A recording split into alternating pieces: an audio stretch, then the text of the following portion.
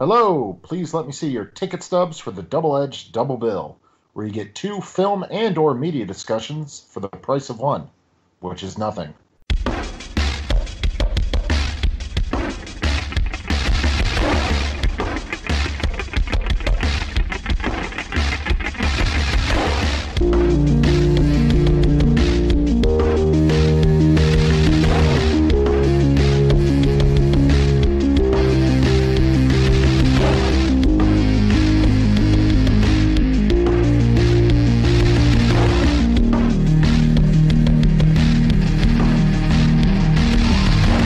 Each week, Thomas and Thomas Mariani will come to the table to randomly select the yin and yang of a double feature. One will have two good movies, the other two bad ones. Both will have to pick a number between 1 and 10 in order to seal their fates for each episode. Let the chaos begin. I am Adam Thomas. And I am Thomas Mariani. And welcome back, everybody, including welcome back from our previous episode, Sam Bertuxen here for the intro. Sam, how's it going? I'm here, and I'm hot and fresh off the streets of Land Before Time to present you with the new choice. Yes. So for those of you who don't know, who might be new to the show, each week, Adam and I have two movies based on a topic that either are good or bad, depending on who the person is. I have two bad choices. Adam has two good. And our topic for this week is, we realize that as we're releasing this episode right now, we are halfway through the year of 2018. Hasn't it felt like it's been 2 years in this half of a year? Yes. Oh, yes. God, yes. Yes, it's like 10 views of Mordecai. It's like watching Mordecai for 6 months straight. I wouldn't wish it on any of my enemies. Maybe it's like watching Mordecai twice. That's true. By 2 times, like, I'm cracked! I can't do whatever you want. This is your brain on Mordecai. Right. But yeah, so in honor of that, we have 6 months of movies that were just released in this year that we might have either seen or not seen. I know I've seen a fair amount of movies already from this year. Adam, I know you haven't. I ain't seen shit, really. So anything I pick, I ain't seen. Yes, but you have the two good choices of things you might not have seen. I can tell you right now, the two movies I have for bad are ones I haven't seen, because I'm not rewatching Day of the Dead and whatever the fuck it was. Yeah, no. I have seen that. That's such garbage. So terrible. Worst of the year so far. Yeah, I agree. But Sam, so you get to pick a number between 1 and 10 first for Adam for good choices, so let her rip, Sam. So I could go with my similar choice of doing 8 and 4 again, but I'll be a bit different, so I'll do 9 and 5. Okay, so 9 for good. Adam? Okay. All right, well, I haven't seen either of these movies, but at number 9, on the dot, actually, I had the Netflix movie Veronica, which got all that praise and buzz, so I figured might as well check it out. A Spanish-language horror film. That's very interesting. Mm-hmm. I have seen that. Oh, you have? Okay. Well, go fetch yourself. At number 1, I had The Ritual, which I also haven't seen. That one's also pretty good. Wow. Yes. They're both very good movies, but Veronica will be interesting to talk about. And now, so 5, Sam, with the two movies I've seen.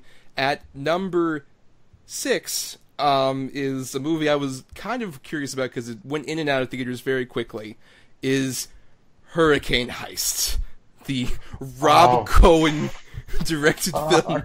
That's literally what it says on the tin. They attempt a heist during a hurricane. It was in theaters for a weekend and then left. I'm very honestly morbidly curious about Where the Hurricane fuck did you even watch that at? It was recently released on DVD and Blu-ray. It just put out there. And I was just like, oh, you know what? Maybe. Oh, great. And then, This is not hurricane season. You know, I'd argue it's better than at least what would have been at number 8, which is 1517 to Paris. Oh my God. Which I've heard is really fuck? terrible. Should have named higher. You're just going for the fucking gut every time. You pick the worst possible shit. Uh-huh. Go ahead, Mr. Theodore X. Keep going. Tell me about that. I apologize, Wired. Look, neither of us are not guilty in this case. That's true. We're both very guilty of hurting each other very much. It's a love-hate relationship. I'm really gonna fuck your shit up next week. and this is what Sam has done to us. You've ruined our relationship, Sam. But thank you for coming on again. No problem. And remember, it doesn't go off until I hear the bell ring. Yes. Dig. And on that note, it's time to take our break and watch our double feature, and we'll be right back after this.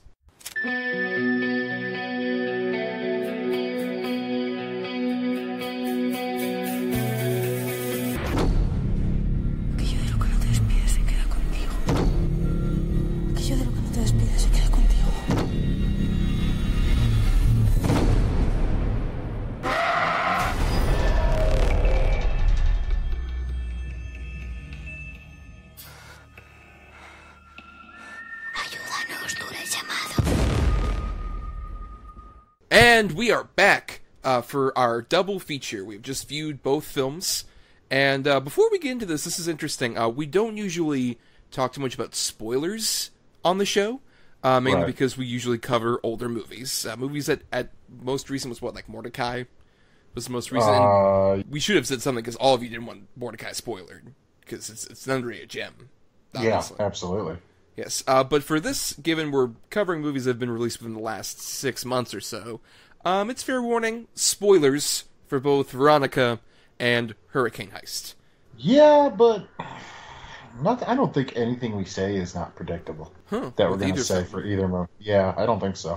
It's interesting because we talked in the intro that I've seen more films this year than you have, and I've seen Veronica prior to this viewing. A bit of background. Veronica is a Spanish-language horror film from director Paco Plaza, who you might recognize as one of two people who have worked on the Wreck series of films, the found footage, demon possession horror movies that I'm a big fan of. And he even directed the third one by himself, which was not the worst one. It's better than the fourth one. Yeah. But Adam, go ahead and go into your first thoughts about Veronica. All right, so I went in this not knowing much about it. I actually avoided listening to any other podcasts or things like that talked about it because I did want to see it. It was just hard to get around to at a time where I could watch it by myself without my kid around or something like that. Even though she's not old enough to really know, but still, it's enough. So I kind of knew the basic gist of it. Like, I heard it was like a haunting, maybe a possession movie. And there was all that stuff going around where it's like the scariest movie on Netflix. People are shutting it off. They're shitting themselves halfway through. And, I don't get it. I don't get how. I mean, obviously, I've a lot of movies have done that hype train before, passing out in the theater. Well, it turns out the person was anemic or whatever, of course it's past that. But there was parts to it that were pretty good, like creepy. It was well filmed, well shot, decently acted, especially by the two younger sisters. I thought were really good. But I just found it to be very predictable. I knew what the ending was a good 45 minutes before the ending came. I kind of figured it out. So that kind of soured the experience for me a little bit. But you think a lot of that is just the hype going into it, or even just viewing the movie on its own, you had those same issues with it? Viewing the movie on its own. Because I try not to let hype affect anything, especially when it comes to horror movies. I mean, how many times, you're a horror movie fan, how many times have you heard scariest movie ever? And then it's just not. They say it for almost every horror movie that comes out. Yeah, because they leech onto like the one review that was just like, oh my god, I pooped my pants, and it's like, you might poop your pants too. Scariest thing since The Exorcist. How many times have you heard that? Like, I found the ending kind of predictable. Well, I mean, I can kind of see that. I think especially on a second watch, the predictability still kind of, it definitely lays in there, which was probably my only kind of issue with it. But at the same time, what I did like about Veronica, which, brief background as well about the story, is Veronica is our main character. She's a 15-year-old girl who's trying to balance being a teenager and also trying to, deal with her brothers and sisters who she's basically raising because her mother is trying to support the family after the father died and is spending all of her time being a waitress, and in the day she's sleeping. So Veronica has to act as essentially the second parent. And a lot of that stress compounds on her. She still tries to hang out with her friends, including when they go up during a solar eclipse and play with a Ouija board. And this results in some sort of possession for Veronica. And from there, creepy shit happens. And admittingly, with that premise, it does obviously sound like you kind of can connect the dots from there. Especially, it is based on based on a true story kind of thing. Which, I mean, I don't know. Those photos at the end, Adam. They lead some interesting potential theories of what could be happening. I don't know. But I don't think those photos at the end were real. I think those are photos of the set. No, those were photos that apparently were like from the crime scene. Then they were very, very meticulous about recreating everything on set, to the point to where one of the candles, it was like a plant with the birthday candles in it and everything, and they were identical. Because I went back and rewound. I'm like, really? And then they even showed the picture of the actress, sitting on the floor when they were going through, of the girl who played Veronica. Well, right, I'm sure that obviously wasn't from the actual fucking photos in this show. Look, man. Look, I'm not buying into the hype trade, all right? No, look, I'm not buying into necessarily it is real either, but I think the movie builds an interesting, grounded sense of this world, and I think especially of this environment. I like early on we sort of get a Martin Scorsese kind of shot of the whole layout of the apartment, and also just of these characters, of the kids, to really immerse you in the idea of like what's going to be happening here. And I thought they did a really good job, especially with credit to the actress, and apologies, I am white. So as I pronounce this, Sandra Esena, I apologize. Like I said, really white. But she is phenomenal in the film, I think, of really relaying a lot of that stress of not just a teenager, but also someone who's added more years to her life just by like all of this compounding shit that's going on. I really believed her, and especially a lot of great like subtle moments. Like there's a scene where she's being interviewed, more interrogated by a school nurse, and who's questioning her about like, are you diabetic? Did you use any drugs, all of that. And you can tell it's just like this girl is so timid. She wants nothing more than to make friends. Anytime she hangs out with other people her age, it's awkward, especially when they're just like, oh, you're going to babysit your brothers and sisters again. And just that remorse and that regret on her face, I think I really believed a lot of that. And I thought also the same thing with the littler kids were all pretty cute, including the little boy. He was the most adorable little kid I've ever seen. Like he was manufactured in the same plant that's just like, well, 25 years ago we made Macaulay Culkin. We can do it again, boys. Well, let's give him a wonky eye. That's true. You're like, aw, he's gotta wear big old corrective lenses. and the fact that they all connect with like the commercial jingle and that sort of there comes into play at the seance. The movie spends at least the first third or so really building up a lot of that. So then the scares that take place are a lot more effective. But there's a lot of shit in this movie that you've seen 100 times. Like the blind nun, the obviously the Ouija board itself. Where is she going crazy because she's just now got her period halfway through the movie, or is it it's just there's a lot of shit I've seen 100 times. But is it ineffectively done? No, but it's formulaically done. All the steps are there that I've seen before. They're done well, it's acted well, everything else, but I've seen it. I mean, granted, there's going to be certain tropes in most genre films that you've seen in other genre films. So I guess maybe the hype train did get to me a little bit, because I'm sitting there going, I guess I don't get it. Like, I don't get what this is getting all this attention about. Well, I think definitely that I can see how that hype train can affect you on a certain level, but at the same time, with me, and in any case where, especially horror spoilers can be a formulaic genre. You see a lot of movies that do this. I'm sorry, Adam. I gotta sit you down. Come on. Let me show you a side by side. Sit me down. Go fuck yourself. So the template's pretty much there, with especially sort of like a possession horror movie, and especially a lot of these cases. But when I really go into with any of these, especially possession horror movies, where it's a genre that I can name the amount of good demon possession horror movies on like one hand, and there's enough to fill a room full of hands. Oh yeah, no, I can fill my entire place with them. I mean, yeah, I can agree with that. There's new possession movies every fucking week. I swear to God. I mean, the possession experiment. Yeah, the Amityville possession, the house possession. You're like, what the fuck? Yeah, no, I agree. I will say there was a couple things in here though, man, where I was like genuinely like, oh, it's kind of effed up. Her dad, when she actually sees him, I'm like, that is so fucked. Well, especially how he corrodes in like the shadow and stuff like that. Yeah, and he's fucking buck ass naked. Mm-hmm.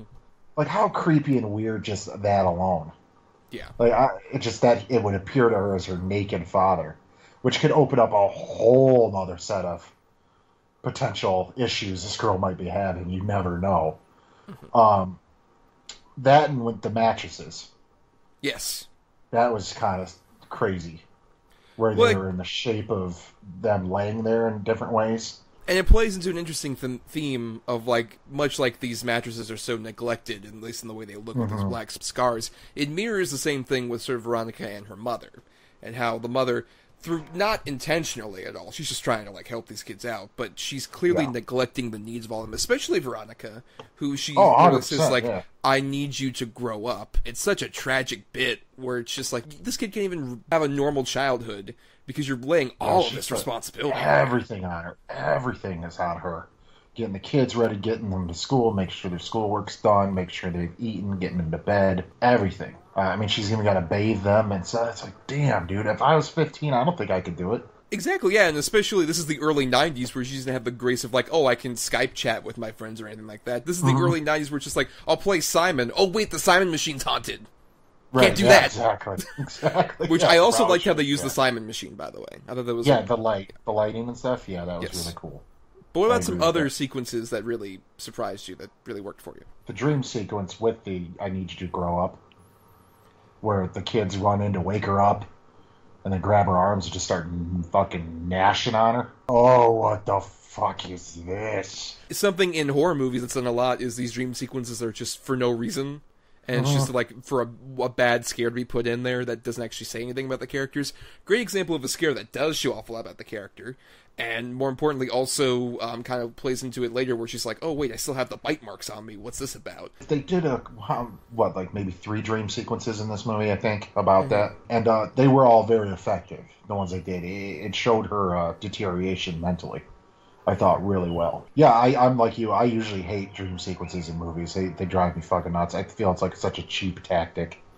But no, I thought they were decent in this. I liked that. There, when she would see the creature or whatever you want to call it, where she'd be walking almost parallel with it through the hallway. Right. And it would be behind a certain window, and she'd be on the other side. That was kind of cool. Where which basically, come to find out, it was probably her own reflection she was seeing. That was pretty cool. Another sequence, I liked the part where she was walking and she's going forward, but everything else is in reverse around her. Right. That was pretty cool. Yeah, it gets you inside of her headspace as all this is going on. And I will say, there's a lot of stuff that I can agree I've seen other things, but I think is also done in an extremely effective way that got me invested in this character, with stuff like the shadow play that's at hand.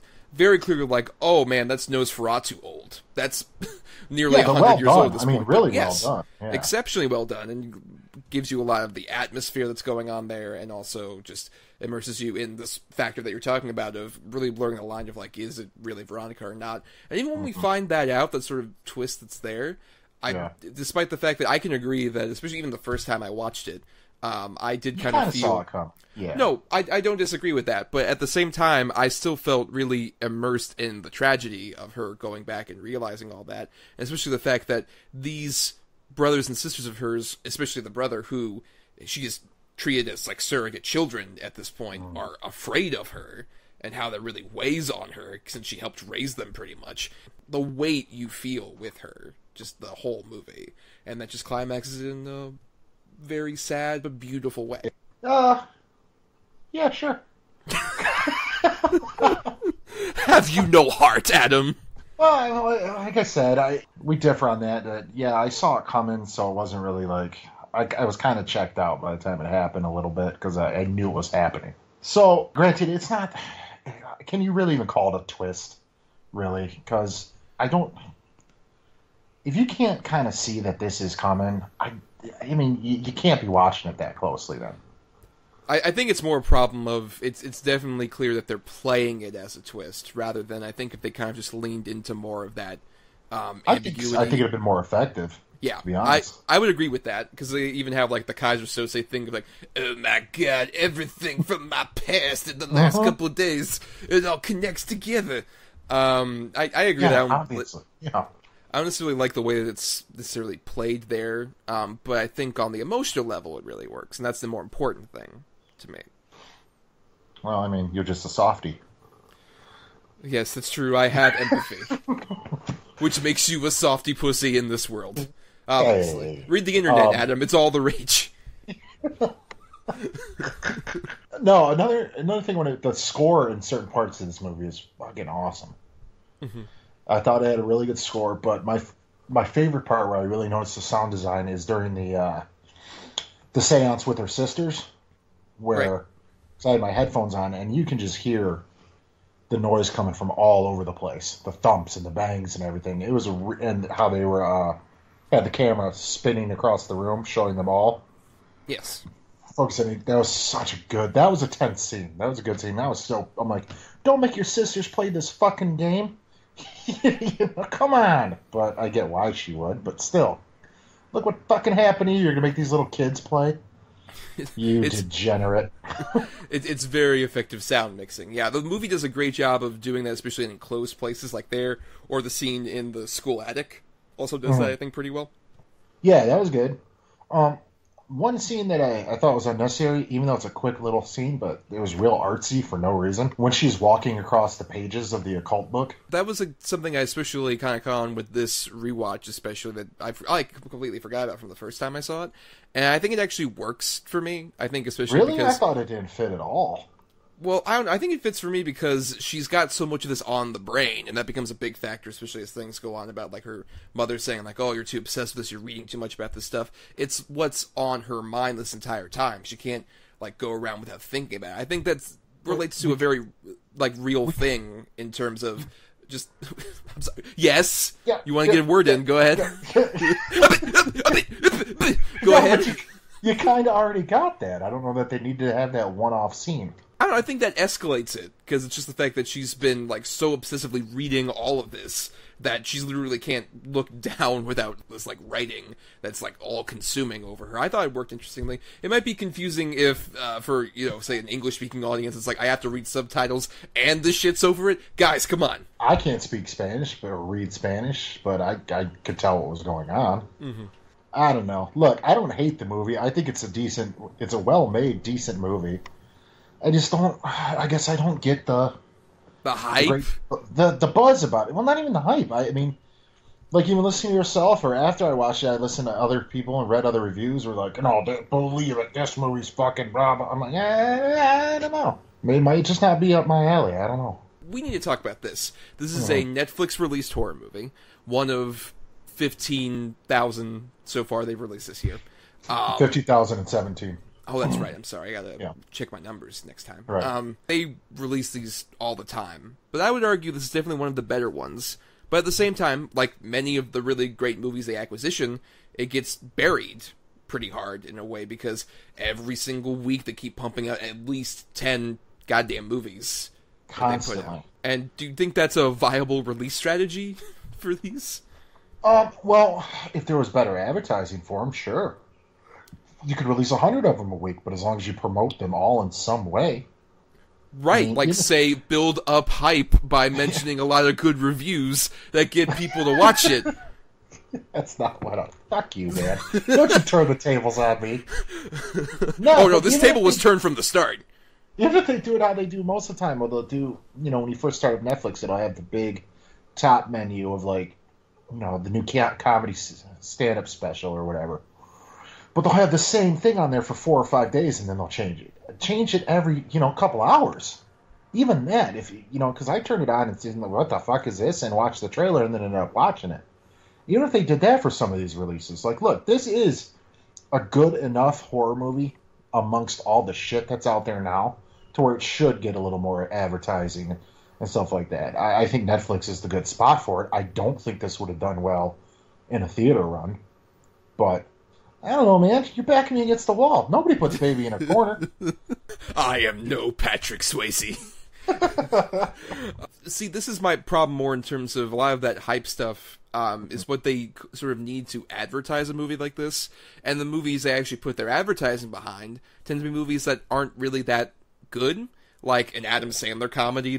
I saw Netflix trailers for that shitty one with Chris Rock, where they're at the wedding or what the fuck ever all the time. I didn't see anything about Veronica. Cloverfield Paradox. Well, right, that's an infamous example where they're just like, motherfuckers at the Super Bowl, Cloverfield Paradox, right after the Cloverfield. game. Right, exactly. And I'm like, what? I watched it that night. I'm like, what the fuck was this? I was very disappointed in that. Did you stick around for the post-credit scene where Rick Moranis said, "Fooled you"? Oh, God, I wish. Me kind of felt that way. I don't know. I didn't hate that movie, but that's a different discussion. Yeah, that's a whole different discussion. I hope that it's never a discussion had. But I mean, like I said, dude, it's a good movie. It's decent. No, fuck that. It's good. I'll stick to that. It's a good movie. It's for atmosphere alone. It's really well done. It's shot very well. It looks like it had a decent budget to it, even though it obviously didn't. You don't feel the seams of a low budget really at all because it's a pretty contained story. But I've seen it before. I've seen it 100 times. And I guess I should also ask: are you a fan of the Wreck movies? Yes, the first two. Right. Three was mediocre at best, and 4 was just Drek. Yeah, it's a weird thing where 3 is one where it's like it's a decent horror comedy that, if anything, should have just been a lot more detached from the Wreck series and would have been a lot more appreciated. I agree. I completely agree. I think if it didn't have the Wreck title too, it would have been a better movie. Right, but how do you sort of compare Paco Plaza's work from there to here? I think Paco Plaza is a very, very effective director as far as like mood and atmosphere goes, and tension. I have no problem with his directing ability at all. I think he's actually one of the unsung out there. I wish he'd get more work, at least more mainstream work. No, I mean, I think the guy can set up a shot very well. He gets what he wants out of his actors. But why don't we go into our final thoughts, I guess, on Veronica. Overall, go ahead. No, you know what? You go ahead. Aw, shit. Now the tables have turned. But yeah, I would not say, like, it's still one of my favorite movies of the year. It would be in, like, a top 20 as of yet of movies that I've seen from this year. It might disappear as, more movies come in and I see them. But at the same time, I think this is a really effective character-based horror story. I really love the main actress, and I think a lot of the stuff with the kids is really engaging, and it's a very interesting backbone for the horror stuff to come out of. And while predictable at points, and I think maybe they should have played certain hands differently, at the same time, I'd still say that it is still pretty effective in terms of some of the scares and the shocks, but in a way that doesn't feel cheap, which I think is the most important thing that makes it a bit more durable as a horror movie, and one that, if you haven't seen and you have a Netflix account, I would definitely recommend putting out there. Just pop it on. I think you'll have a very fun time. Yeah, I mean, I'll echo some of those statements. If you're a horror fan, you'll enjoy this. If you don't like horror movies, you're not going to get anything out of this. At all. I did like that it didn't rely on a lot of jump scares, that they actually did put work into creating, a sense of overall dread. But, again, if you're well-versed in a lot of horror movies, you might be able to predict some of it, and that might ruin the experience for you, or you might get more enjoyment out of it, or it might not bother you at all. Apparently, it sort of ruined it for me. But, I haven't seen shit this year, so this is my number one movie of the year so far. So no, I guess it isn't. It's in my top 3. But, no, I think it's decent. It's well made, it's well shot, it's well acted. But, I don't know, just something didn't connect with me on this viewing. Maybe another viewing might do it, maybe with somebody else, because sometimes that's infectious. But, just not for me this time. Well, I'm sure it is in that top 3, probably right under our next film, Hurricane Heist. Oh. There's a hurricane coming. We gotta go. We're on lockdown due to the storm. Come on, man. Oh, boy. Turn around now. Do it. This is not good. No witnesses. Get in! What the hell was that about? The treasury's being robbed. Where is she? They need me. I'm the only one with the code. We're about to be crushed by the biggest storm of the century. Look out! I knew today was going to be. Let's load up.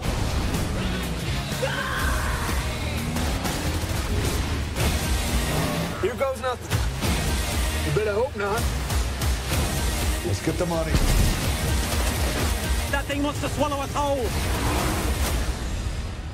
Hell of a day, ain't it? Hell of a day. So yes, Hurricane Heist. A movie that, unlike Veronica, which I'm sure you probably heard of, Hurricane Heist was a movie that came and went in the gust of a hurricane. I didn't even know it existed, I swear to God. Until we did our thing. Until you told me. I'm like, wait, what? The fuck am I watching? For those of you who missed out on this, so everyone listening, Hurricane Heist came out briefly on March 9th, 2018, earlier this year.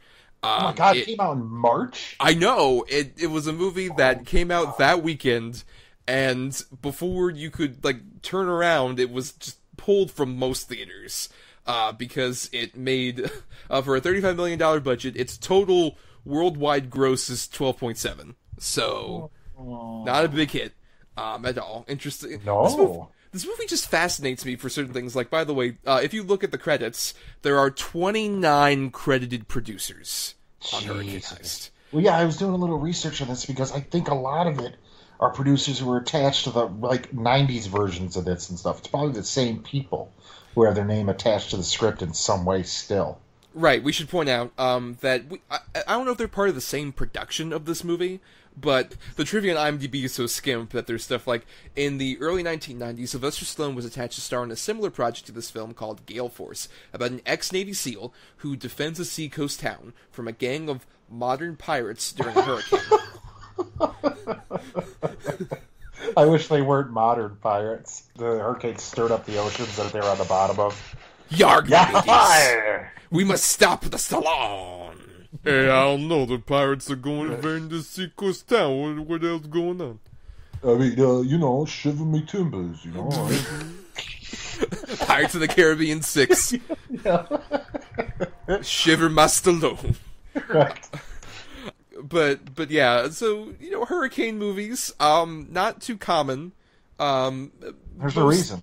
True, because even, the more infamous ones, technically not a hurricane because it's a twister, but Twister is a thing, that definitely clearly inspired this movie a lot. Yeah. Yeah. And not maybe the most effective way, but at the same time, a Twister is at least a bit more effective because everybody's giving their all.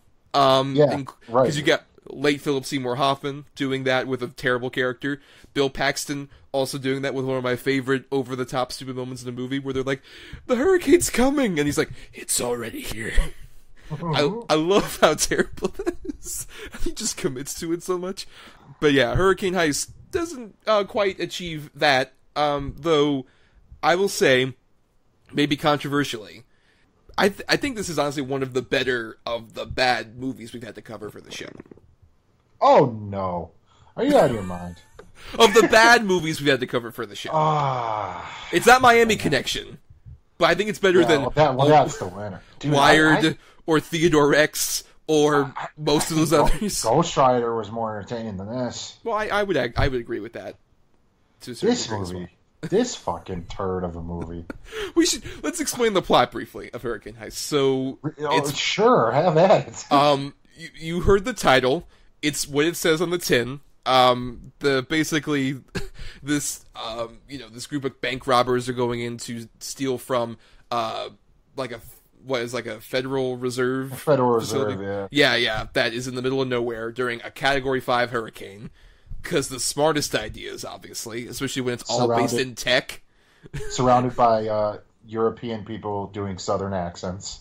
Oh, we'll get into that because our main character is a meteorologist, Will, who is also trying to help out his brother, who is in the middle of I believe being undercover, working underneath these people, and you see a flashback scene where their dad dies in the middle of a hurricane, very Twister-ish.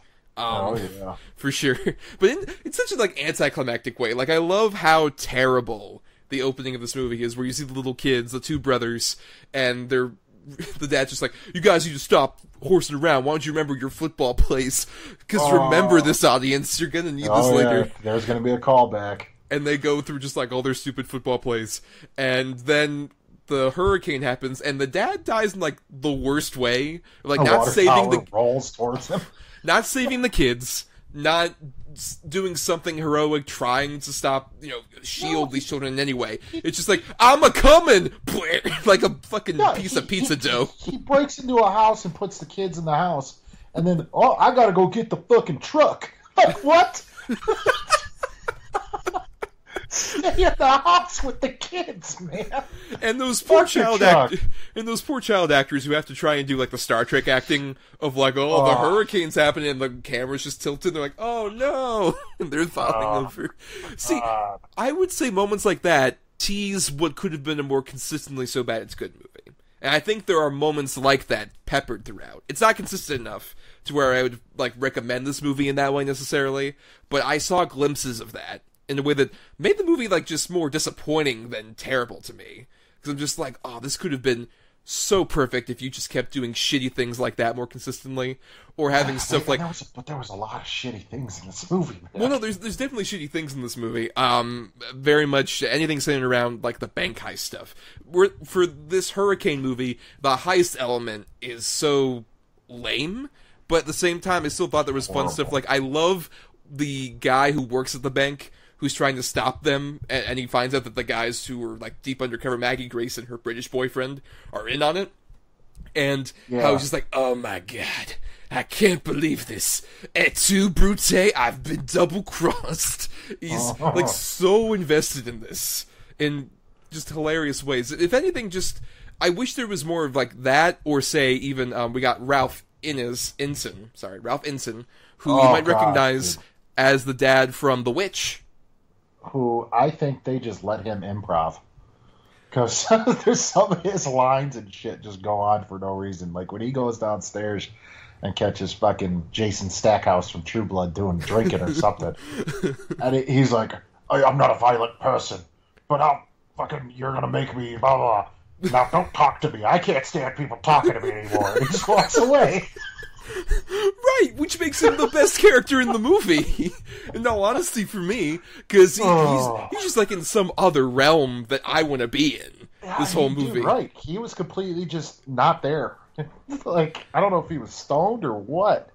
He is just like, and the way he conjectures his jaw like he's preparing to chew into the scenery. Like after every take, he just like takes a huge bite into the scenery. That guy's a really good actor, but holy fuck.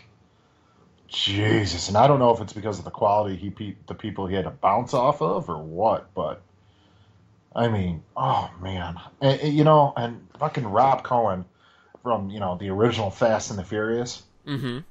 God, were they banking on that to sell this movie. Because if you even look at the poster art for this movie, it's in the same font as the original, as the Fast and the Furious font. They even do like a big car stunt where there's a point where they're inside of the car, and it's Toby for some reason. That's like they loaned the tumbler from Christian Bale. That's what meteorologists drive now. I'll go ahead and put them drones up for you, but I gotta eat my peanut butter jelly sandwich. Okay. What the fuck?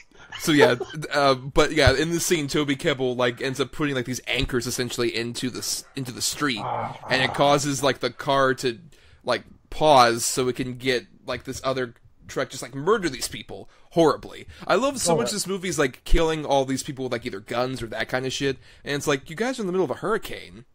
Just like hunker down. They're probably gonna die. They're gonna die, dude. I just love there's a whole shootout sequence where they're like trying to shoot at each other, and it's just like, guys, giant Gale Force winds are going to suck you up at any moment. Hold on to a bar. They're throwing hubcaps like laser beams. Oh, I loved that. I love that they throw hubcaps like discuses and fucking hit him with it. And also in this, by the way, this small town set that looks clearly just like you built this. It's on a back lot somewhere. Oh yeah, totally. There's like a few steps away. They're filming NCIS. Right. Definitely. At some point, it's just like, hey, turn down the wind machine. Ice-T needs to say bad exposition dialogue over here. I mean, dude, and all right, can we talk about Toby Kebbell for just a second? Well, let's preface that Toby Kebbell you might not recognize because he's more famous and, quite frankly, better as a motion capture actor for stuff like the Dawn of the Planet of the Apes. He played Kuba, the evil ape, and also in like the Warcraft movie. He was Kong. Right, and he was Kong in Kong Skull Island. And he also played a character who was a real human character, and he had a similar bad is being charitable Southern accent. Not as bad. I don't know. This fucking accent. I mean, what, dude? I couldn't believe it. I'm like, wait, are they seriously he's doing that? Like, that's him? He's not joking around right now? Like, Adam did an impression, and it was kind, because... Yeah, right. And I was doing, like, the biggest oaky, like, all phony, we'll get some moonshine, sit out on the porch, play the banjo for a spell. No, but you were going a bit higher. He has more of, like, a deeper voice with it, which makes it feel incredibly inauthentic. Just like, well, golly, I don't know if we can get ourselves past this hurricane. Like he's Lenny from Mice and Men. Like, what the fuck is going on? I'd argue, though, one good Toby Kebbell performance that I've seen live action is Rock and Rolla. Okay. The Guy Ritchie movie. Have you not seen that one? I have not seen that one. Going in the back pocket. Another good one, I would say, is the Black Mirror episode, The Entire History of You. Yeah, that was good. Right. It's like the third episode in the first season. He was very good in that. He's definitely sort of the counter to like an Andy Serkis, where you're like, oh man, Andy Serkis is such a great actor in and out of the mocap suit. And it's like, Toby, this fucking guy. Stay in the mocap suit, Toby. Don't give him accents. Just don't let him do these horrible Southern accents. What are they doing? Yeah, especially like... You're telling me you couldn't find an actor with a real Southern actor to do this part? Toby Kebbell's not a name. Like, Toby Kebbell's not selling your movie. No, really, the only arguable name in the movie is Maggie Grace, and that's stretching it in terms of a name. I'd throw Ryan Quanten in there just because of how big True Blood was. Like, people would probably see him and be like, oh, that's fucking Jason Stackhouse. But even then, though... Oh, God. And he's just playing Jason Stackhouse in this movie. But I was also not a True Blood person, so I don't have much reference. I think I saw the first season, maybe season 2, just because once it, like, Southern Vampires, I'm like, all right, cool. But then, like, fairies and shit, I'm like, all right, I'm done. I checked out. Can we talk about, speaking of supernatural stuff, the weird recurring motif of having the hurricane have a face? Oh, my God, dude. Yeah, okay. They personify the hurricane for some reason. They give it a skull. Like, dude, what? Like, at the end, oh my God, when he's looking in the rearview mirror, I'm literally like, is fucking Emotep in this hurricane? What's going on? Yeah, it felt like Emotep. I was just waiting for, like, one of the hurricanes, like, to pull up some, like, a hurricane arm, like, I'll get you next time, God. Toby Kebbell. They might as well have. Well, especially because, like, they cross state lines, and the hurricane's just like, when damn he it. gets away from it, a smile and a wink. Yeah, and just, like, apparently they cross state lines, they're just like, damn it, I'm wanted in that state, I can't go in there. Exactly. I guess. I'm on probation. I'll just destroy more people to the right of me. We're going to get in the eye of the hurricane, and it's going to be like a bright sunny day, and we can just drive right through it. No, that's not how hurricanes work, buddy. I hate to say, because you're going to get to the other side of the eye of that fucking hurricane. Especially, like, we need to go back to the heist, because so many elements of the plan, especially things they think of on the spot, just really mainly coincide with the hurricane will hit at this specific point, at this time, and we know because magic to have, like, there's a whole scene where they go into the mall and the hurricane goes over and it causes the glass thing on top to break, so everybody comes like the barometric pressure is too intense inside the mall or something. Like, I think that's what they were getting at. I don't know if barometric pressure makes you fucking fly, but I mean, I don't know. I'm not a meteorologist with a tank. See, but didn't you find some of it at least, like, funny, bad, entertaining at all? I now, talking about it, yes. Watching it, I just went, I can't, what? I was so confused. I don't know if they were trying to be funny. No, but that makes it far more funny to me, because it's played so straight. Like, this is a movie that is 100% in it. Like I said, there's so many side characters that kind of have that. There's also weird things, like, even when they have humor, they have to, like, bring it down a notch, where it's just, like, it's, Toby Kebbell and the love interest kind of, like, laughing in the car. They're like, ha, ha, ha, yeah. But seriously, you know, hurricanes are terrible, and it's gonna get worse every single year, and things are gonna be terrible. It's just, like, downer. Like, we're already dealing with a hurricane movie, and you're bringing this up, it's starting to be just, like, socially conscious. They get out of the tank to piss under a freeway pass, which for somehow isn't affected by the hurricane. Yes. And both of them just fucking pop a squat and piss. And then it's like, yeah, we're pissing, but you better turn yourself in because that's my brother. God damn it! You're like, wait a second, you just saved What the fuck is going on? Just like, guys, we had our fun, but shit's about to be real. I like that the shredder goes down and instantly some British dude and his hot girlfriend show up. We're here to fix it. Oh, yeah, cool, come on in.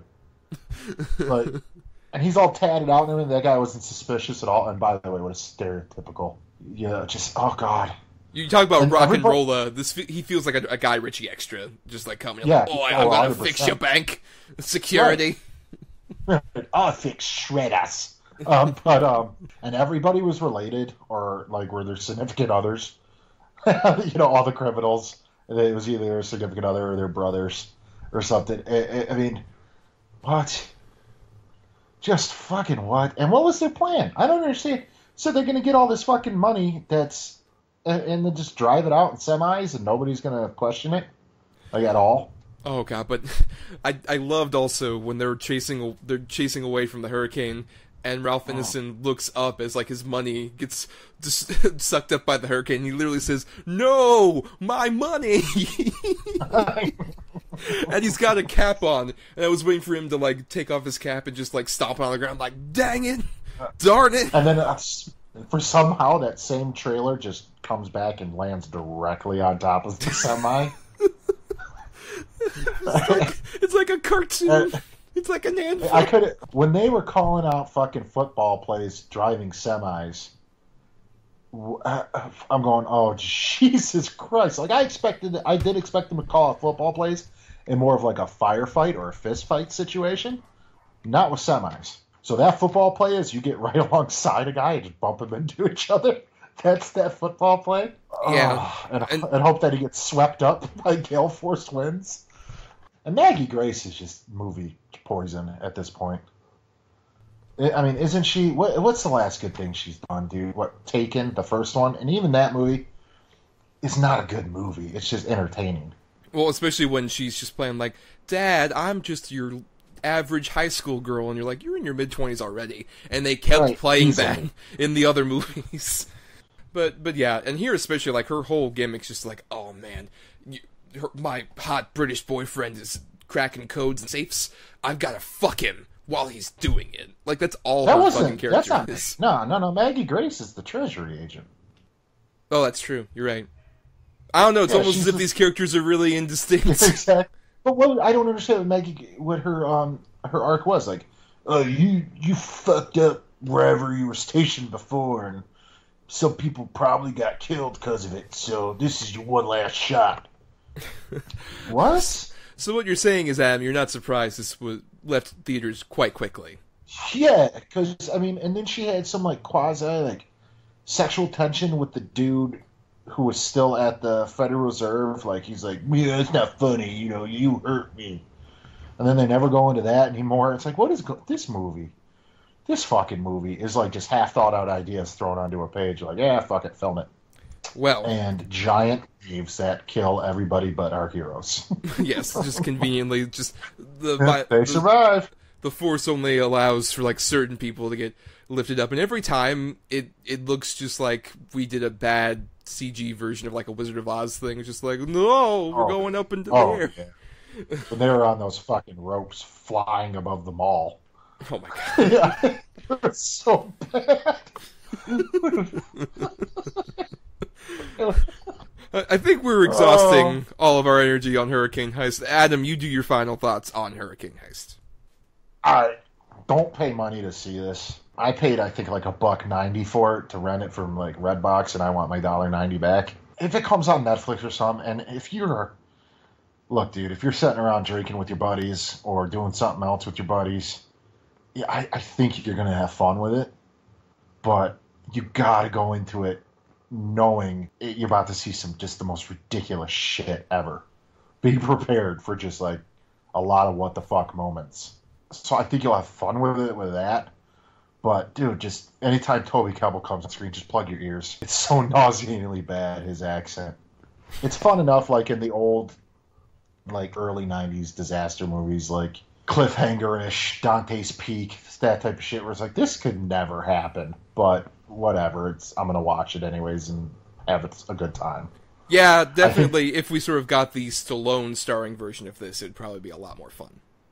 And I think a PG-13 rating almost like might have hurt this movie a little bit. Mm-hmm. I think if it was R and they did more of like gratuitous violence, I think it would have made it more fun. Like people just being flayed across the screen. Yeah, dude. Cut in half by the power lines or something like that. Just ludicrous shit. I think it would have been a little bit better. And just Stallone coming in with one-liners like, now here comes the story of the hurricane. Or right, exactly. Shit like that. Just like, you ready for some hurricane? We've devolved into madness. To steer this back into gear, I agree to a certain degree with Adam. I think there are enough funny, bad things sprinkled in here to make it an entertaining kind of bad movie watch. I would recommend it with substances. It helped me get kind of through it, for sure. But at the same time, I would definitely say, even for a Rob Cohen vehicle, I would say Rob Cohen's movies usually tend to kind of side more in the funny bad territory for me. Like, the first Fast and Furious has a lot of moments like that. My favorite of his films, one of the best bad movie gems of the last several years, is The Boy Next Door, the Jennifer Lopez movie. Hysterical. Oh my God. I forgot that was him. Yeah, that's a good one. So fucking funny. I put it in my back pocket for some point as well. But yeah, this one, it's got a few interesting special effects moments. It's got a few just crazy what the fuck things going on. But I definitely agree that I think Toby Kebbell and Maggie Grace kind of just like think this is really kind of bland, serviceable, but not very memorable leads, as you could tell from my misconstruing her and the other female cast member in the film. It's also Ralph Ineson. Shout out to Ralph Ineson, who everyone needed to be on his level. I think if everyone was on Ralph Ineson's level, this movie would be fucking hysterical in a really yes, I agree. So bad it's good way. But yeah, it ultimately just kind of wafts away in not even a Category 1 breeze. A light summer breeze would shift this one away into nothing. I like what you did there. Yes, it was almost kind of lyrical in the way that was constructed. But enough sitting on our high horses. We've got some feedback to talk about. Lots of feedback. First, a big thing, a momentous occasion. Our first iTunes review has come in. That's awesome.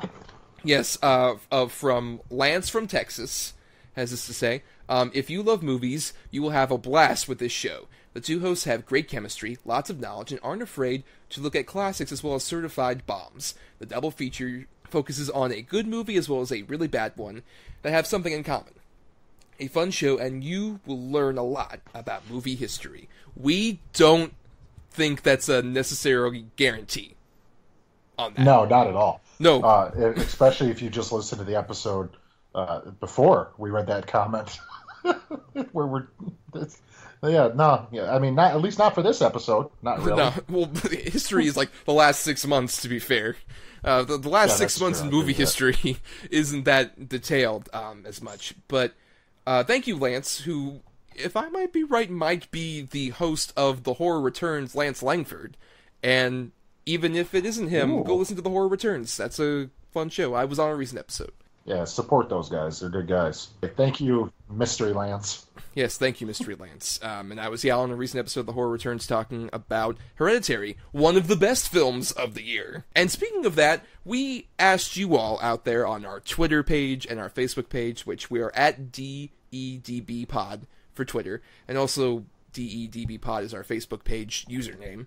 On there, we asked you all what are the best and worst movies for you as of yet this year. And we got some responses from Scott Johnson, a previous friend of the show, on here. Says, best Paddington 2, worst Action Point. I have not seen Action Point, but Paddington 2 is delightful. I haven't seen either, but I gotta imagine Action Point belongs there. I would figure so. But yeah, Paddington 2 is so great, and especially in a time where things are dark and dreary. Paddington 2 will lift your spirits. I would especially recommend Adam. It's a very good family film. I will definitely seek that one out then. Yes. Jonathan Habton McHale has this to say, best Black Panther, worst the 1517 to Paris, which was almost the worst option we could have done, Adam. Oh. So thank your lucky stars. Yeah. Oh shit! Although I'm gonna guess Jonathan hasn't seen Hurricane Heist. I don't know. I've heard pretty bad things about 1517 to Paris. My I favorite, know, me too. But my favorite thing is apparently like there are a bunch of comedic actors apparently in 1517 to Paris. Like the history teacher he's played by the guy who played Urkel. Jaleel White. Jaleel White, yes, is the guy who plays the history Isn't the teacher. 1517 to Paris the Clint Eastwood movie? Yes, it is. Why is Jaleel White in a Clint Eastwood movie? And also, like, Tony Hale's the principal, apparently. It sounds weird. God. What? They're all playing serious roles. It sounds pretty bad. But we've both seen Black Panther, if I'm correct. And were you a fan of Black Panther, Adam? Oh, yeah, absolutely. I thought Black Panther is one of the best Marvel movies there's been. I think it's fantastic. Michael B. Jordan, holy shit. Yes. He is... Killmonger is easily in the top 3 pantheon of Marvel screen villains. That kid's going places. Maybe. He's got something to prove, though. That's true. I don't know that people have caught on to him yet. Maybe not quite yet. Yeah. Will Torres had this to say. All of them. Okay, fine. Best one is Upgrade. Worst one was Truth or Dare, I guess. Can't think of any other bad ones I've seen. Both Blumhouse, by the way. Are they just doing all the movies that ain't Marvel? Yes, they are. I He's guess. 100% right. Almost everything that comes out is Blumhouse. I have not seen Truth or Dare, but I did see Upgrade, and I loved Upgrade. Upgrade is a really... Yeah, it's a really enjoyable little movie. It seems like it's just going to be a sci-fi actioner, and then I think it gets a lot more intelligent than you would probably think it might be. It's well worth your time. Next up is Mike J. McAllister, who says, best Isle of Dogs, worst Action Point. Man, Action Point getting a lot of word of mouth on here. Yeah, we're seeing a little... well, maybe not. We're seeing a pattern here with the next one, too. Maybe. Also, I've seen Isle of Dogs, and I did like Isle of Dogs, so I will say it's one of my lesser Wes Andersons. I love myself some Wes Anderson. Yeah, I do too. I haven't seen that one yet either. Obviously, again, most of these that we name I haven't seen. I just haven't had time this year because I like a lot of Wes Anderson. But so I'm definitely interested in seeing that one, but I don't know. Yeah, I would still say the superior stop motion film from him is Fantastic Mr. Fox, which is so great. You cussing at me? Yeah, so cuss. I love that movie. Next up, Kara Holden had this to say, best Infinity War, worst 1517 to Paris. Once again, another repeater. I did enjoy Infinity War, I will say, though I'm not quite as much on the hype train to say why would be going into spoilers, but it kind of plays into, I'm not as big of a comics person, but all the stuff I've heard of people saying event fatigue. Oh, hey, dude, I've been feeling it for a little while, though, with these comic book movies. It's getting to be tiresome. Especially with the Marvel formula. I mean, okay. I get it. And then DC just slapping the shit between the bricks. It's like, okay. What Adam is saying is hashtag release the Snyder Cut. Yeah, that's exactly it. I need another hour. Next up, Scott Crawford of the podcast By the Cemetery, shout out to them over there, says Hereditary is the best, and I haven't seen anything that would be considered the worst this year. That's interesting. That's interesting, but you know what, man? I got to be honest. Scott, he's a good guy. I've met him in person. I might go meet up with him again here soon. Scott likes everything, so I can't. He's got a soft spot for I think every movie. He's just that good of a dude. I don't know, man. Come on, Scott. Come on. We should show him Hurricane Heist and yeah, watch Hurricane Heist. Get back to us on that, Scott. But yeah, Hereditary. That is my favorite of the year so far. I loved the fuck out of Hereditary. And to say why, we get into spoilers as well. But that's a movie that also, I think, has suffered a bit from people kind of say, like, the hype sort of coming up and crowding up people and saying, well, it's not that scary. To a certain extent, I see that. But also, what works about it is just, like, the first half is such an intense, fucked up, brutal family drama that just makes the horror all the more horrific as things go along. But great movie. My favorite as of yet, still, for this year. And then Stephen D., who is at Waiting FTH, had this to say, God, this just reminded me that I've only been able to watch 2 new movies in the last 6 months. Thanks a lot, guys. One of them was Black Panther, though, so it's not all bad news. Hey, guess what, buddy? One of the only 2 or 3 I've seen this year is Black Panther, so I'm right there with you. What are some of the other ones you have seen from this year, Adam? I'm curious. Hurricane Heist and Veronica.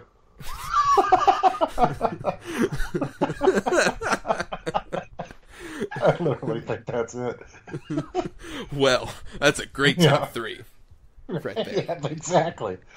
Oh, shit. Just some other ones I do want to give shout-outs to, personally ones I've loved from this year. Among some of the ones we already mentioned, Thoroughbreds, the film starring Olivia Cooke and Anya Taylor-Joy.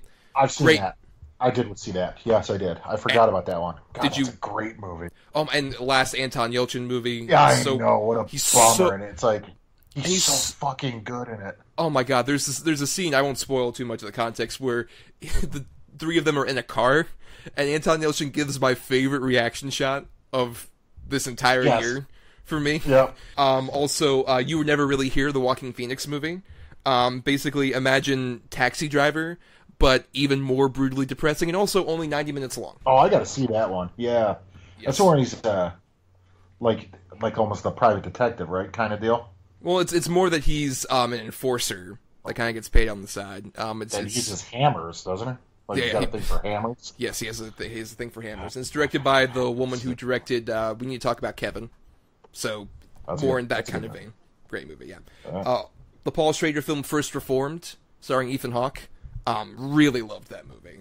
It's also super depressing, but it's such a really fascinating character study. Also kind of a Taxi Driver vibe, because Paul Schrader. And just a few others I like. Won't You Be My Neighbor? The Mr. Rogers documentary. You will cry. I'm dying to see that one. Oh, I gotta see that one. It's wonderful. Annihilation, really enjoyed as well. And A Quiet Place. That one too. Especially for horror films, both of those. Damn it, I want to see anything that you've named that I haven't seen. So all of it, pretty much, I want to see. I've been wanting to see. Yes. I watched the only other thing I watched this year that I know came out this year. We watched that true crime 13-episode series, The Staircase. I watched those with the wife. That was really good. Mind-blowingly crazy, like what happens in the justice system, you know. And then we started watching the other one, Evil Genius, and so far that's pretty intense. Also, just a few things. We posted about dinosaurs for our last episode, and we had a few runoff comments I wanted to read here for best and worst dinosaur movies. Mallory Somerville brings up this one that doesn't specify good or bad, though I hope it's in one category, Mallory. She says, we're back, a dinosaur story. Y'all might be a little old for this one, but it's from Steven Spielberg's Amblin Studios and written by John Patrick Shanley, which I didn't know that until she mentioned it. And for those of you who don't know, John Patrick Shanley is a playwright best known for stuff like Moonstruck, which he won an Oscar for, and the movie Doubt, which he also directed. So, oh my god, I didn't know that either. I know. What the fuck? Early 90s writing gig, I guess. But yeah, that's a movie that even as a child, I remember just not quite knowing what it was. And I rewatched it several times, more just out of like trying to figure out what was going on. Yeah, that one never stuck with me. I think I've seen it twice, and that was like one time too many. And then Scott Crawford has this to say: the best dinosaur movie is the original Jurassic Park. The worst is Carnosaur 3: Primal Species. I've not seen that particular Carnosaur. No, you know, because Scott Crawford's the only motherfucker that has seen it. Nobody has seen that movie. So you can't find a bad movie out of all the movies that come out this year, but you can pull Carnosaur 3 Primal Species out of your ass? Come on, Scott. Get it together. There's a wider breadth, though, for a bad dinosaur movie. He's had several decades versus 6 months, I guess. Yeah, you go ahead and defend him. I quit. That's the kind of respect we have for all of our listeners out there. Thank you for providing such great feedback. Adam and I truly appreciate it. And, yeah, absolutely. Speaking of thanking people, we want to thank also Chris Oliver, who does the music for our show. Listen to his music at chrisoliver.bandcamp.com. And also shout out to Emily Scarda for the art that she's provided for our podcast. She accepts commissions at Fiverr with 2 Rs.com/EE-Scarda. And you can, of course, also follow us on the previously mentioned Facebook and Twitter page, but you can also follow our own individual accounts at Not The Who's Tommy and Malekith fan 6969. Never, ever will get old. Dude, I gotta fucking change it. No, don't. It's not like I have a huge following on there. It's key. It's key Yeah. to our entire franchise. Yeah, we're gonna lose everything. It's the linchpin. And also, we should mention we are on YouTube. We haven't mentioned that at all. That we do have a YouTube page, and we do post these episodes on there. If you ever feel like not downloading them via the iTunes app, you can just do Double H Double Bill on YouTube, subscribe, click like, follow us, click that bell to make sure you get updates, whatever the fuck YouTube people say. Yeah, I have no idea. No, I don't know. The kids and their YouTubes. But definitely, if you don't listen there, definitely subscribe to us on iTunes. And guys, with that first iTunes review, we hope to see more, because the more that people rate and review us, the more that the sort of iTunes algorithm says, hey, these guys apparently are getting some attention. We can, sort of boost them in more featured Promote sections. them a little bit, yeah. Yeah, exactly. It helps us a lot. I'd like to double the reviews every week. So we just need one other review next week. No, we need 2 people next week. We got 1 this week, get 2 next week, then 4 that's the true, next yes. week. Yes, we should do that. And we've discussed maybe some ways in which we might be able to benefit you for that. But that's a different discussion for a different time. And on that note, Adam, it's time to say goodnight. Adios. Good night.